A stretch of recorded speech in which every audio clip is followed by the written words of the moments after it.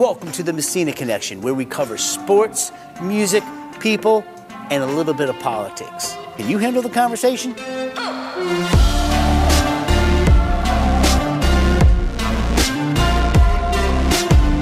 All right, ladies and gentlemen, welcome to the Messina Connection with Scott Messina. I'm here with my good friend Dave Chioli. We got a lot to talk about, and you know what I want to start off with. Go ahead and say it. The world champion Philadelphia Eagles. Damn right. He's one of the only Eagles fans that I get along with. He's my favorite Eagles fan. I got a couple that are nice. But I'm Washington fan. He's an Eagles fan. And that's how we actually became buddies about 15 years ago, watching the games. And then all of a sudden, it just went from there, man. It did. So your career, what you do. So basically, the Messina Connection talks about everything, dude. We talk about business, we talk about music, entertainment, we talk about politics, real talk, no bullshit, just straight up, no fluff, and no censorship, which is very important to both of us, right? But tell everybody what you do, man. Mecca Productions. I mean, it's just an unbelievable thing at what you do, and then I'll brag about you. Oh wait. Shot with Scott. You got to start everything with a shot with Scott. Let's go. Beautiful. So Mecca Productions, we are a custom fabrication company. We build scenery for the entertainment industry, for the theme park industry, for the television industry. So we basically take somebody's design or conceptual design and we take it from there and we fabricate it in-house in Orlando. We're looking to expand to Nashville. Just finished up Epic Universe, or we're finishing it up, so we should be done with that in a few weeks. That opens this Memorial Day. So what did that entail? Like when you say fabricate, I understand like in TV world, fabricating sets, like for Mandalorian or for whatever, the sets that go in front of these big LED screens and all of that. Define for our viewers fabrication and what the definition of that is. So basically we take the design that they come up with, and then we take that design and we have full metal fabrication capabilities, woodworking capabilities. We basically take their creation and building the props, building all the scenery that's around you when you're in the theme park and you're immersed in that world. We just finished How to Train Your Dragon, which is a land. We created all the barrels, so all the barrels from the movie. Everything is based off of the IP from the movies. So in our fiberglass department, we carve the barrels. All the barrels are made from scratch. So basically, everything is created from new. We don't take anything or buy it off the shelf. It's all brand new and custom made. Wow, dude. No, seriously, that's fascinating. I mean, I guess the biggest claim to fame I got to brag about, I told you I brag, is Hollywood Horror Nights. I mean, you've been doing that for what, over 20 years, you were telling me? We've done Hallow Scream at Busch Gardens for the past, or this will be our 18th year, and then this is our 10th year for Halloween Horror Nights at Universal Studios. So when everybody goes into the old sound stages, I guess they're the old sound stages, they flip into the haunted houses, which theme the movie. Correct. And then you provide, not the actors, not all the talent, Universal handles all of that, but you provide all the set design for those houses, yes? Well, we Universal has their own specific department that is just strictly for Halloween Horror Nights. So typically they have 5 original houses that they come up with, and then they come up with 5 IP houses. So in the past, they've done Stranger Things, Halloween, Friday the 13th.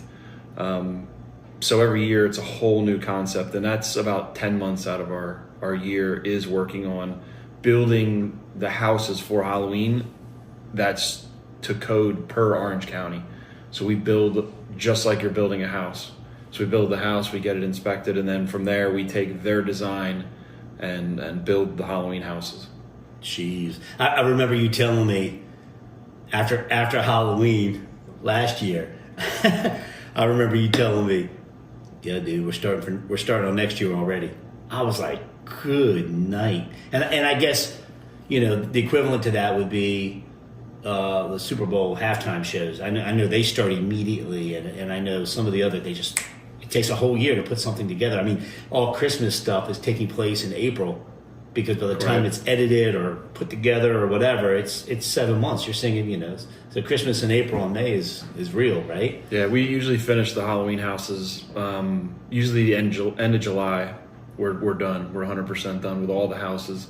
So then they have time to do their lighting and audio and all of that, and then actor training, and so it's one of their biggest. It's probably it is the biggest event that Universal Studios puts on. Oh my gosh! I mean, dude, people come from around the world for that. Yeah, and I think Universal with this epic thing you were talking about. If you haven't seen it, check it out. It's unbelievable. Yeah, it's. I got to see a sneak peek. I had to sign NDAs on it, but my goodness, I can't talk much. And I know you can't either, but I guess it's ready to open like soon. Memorial Day weekend, it's opening. Oh, okay, May. But I think from what I heard, they're gonna do a kind of a soft opening. They're gonna let influencers go in and kind of do their preview of it. So these influencers, man, they're getting paid. They're getting paid to literally, You were laughing at how many cameras I have on this podcast, on this show. Yeah, there are a lot. All we need is a red carpet, right? But they'll go to one of the parks and they'll just go live. And they're like, just walk. Like, there's no production value. There's nothing. It's FaceTime on your phone. Yeah. And they're live on their YouTube feed and they're making hundreds of thousands of dollars. Kudos to them. I'm not hating on them. It's brilliant. It's brilliant that there's that many followers loving to see normal people enjoy themselves, or gurus that know the parks down in Orlando. We're in Nashville right now. I have no problem prefacing that because of I Showcase Music and some other great things that are happening, and Mecca's getting ready to open, and we're going to tour, my other studio, View Studios, who I'm affiliated with tomorrow. That you're going to like that. I can't wait. I can't wait to see it. That's gonna be really cool for Mecca and Nashville too, because they need fabricators. I think now we're talking business on this. I think you have a niche, or what's the word? How do you pronounce it? Niche. I think you have a niche market. Not many people do what you do. Now, when it comes to music and Music City, I've been blown away, man. I mean, the culture down here. The people actually listen. They actually pay attention. They actually love it. They support it.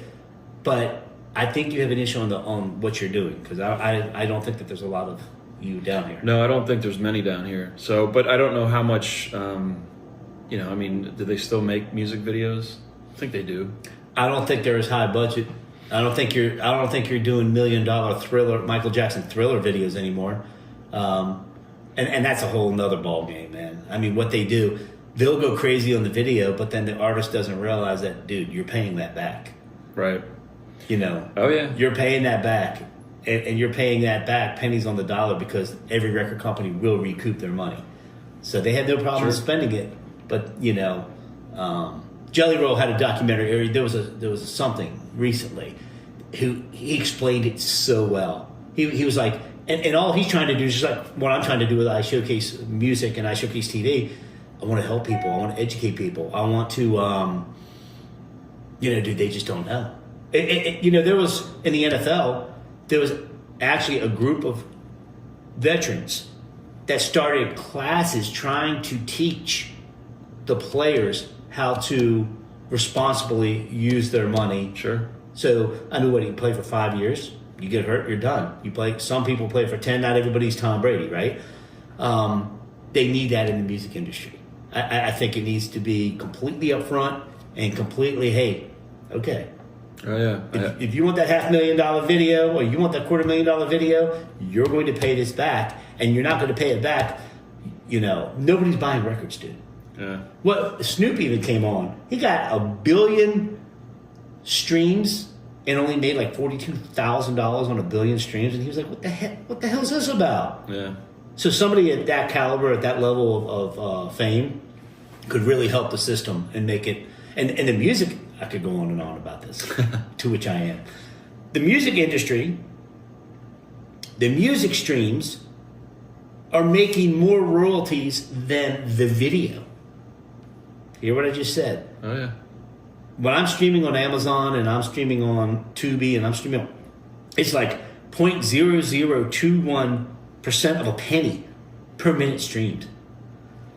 The Grammys went up to Congress, had some bills passed that made it so music is actually getting paid better on your streams than you are on TV. And once, everything will match up, and it's just greed.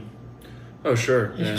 No, I had a very good friend who worked for Sony Music. I believe he still does in New York City, but he told us stories about some of the artists.